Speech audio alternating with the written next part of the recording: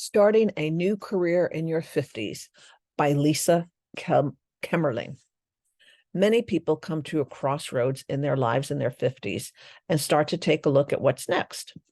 Since most people don't retire until they're in their 60s or later, the idea of starting a new career path can be very appealing for those looking for change.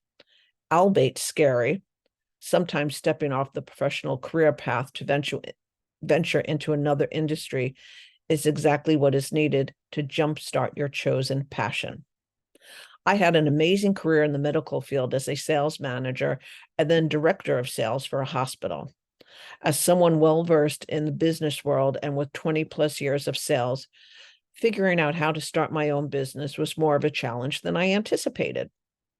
The first decision for everyone jumping into a new career is figuring out where your passion lies and then acting on it.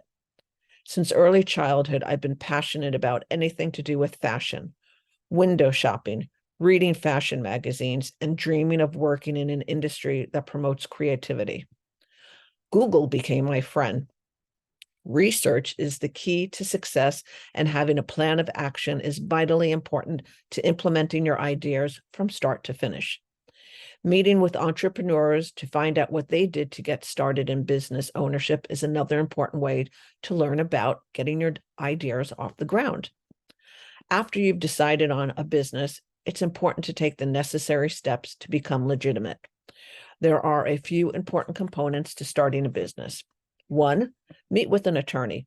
This will help you decide if you want to be a sole proprietor or an LLC, limited liability company. 2, meet with an accountant. This will set you up for determining your quarterly and/or annual taxes to the state and federal government. Having never owned a business before, I was unaware that I'd need an employer identification number, EIN. Meet with your local banking institution and ask questions about business accounts. Some banks will not charge you if you keep a constant flow of money coming in to your account throughout the year.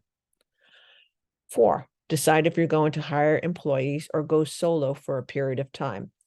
If you are starting a virtual business, as I did, it may be more cost-effective to go it alone, meaning as a sole entity without me, the business doesn't exist. Necessary components for any business to consider these days include deciding if setting up a website is necessary and providing ways for your clients to connect with you via social media. It really depends on how much business you want to have. And lastly, enthusiasm, energy, providing great service, and offering free services are extremely important once your business is off the ground.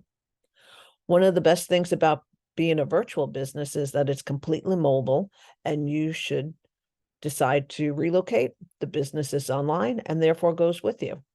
In my case, 2 years ago, my husband and I decided to move to a warmer climate. Nevada was a place that seemed to provide a plethora of opportunities for retirees. Since the weather is appealing to many individuals, it seemed like a natural choice to make the move before we were fully retired. Taking the steps to either start a new career or perhaps start a business after 50 is a tremendous opportunity to open new doors, build new relationships, and focus on what's important to you.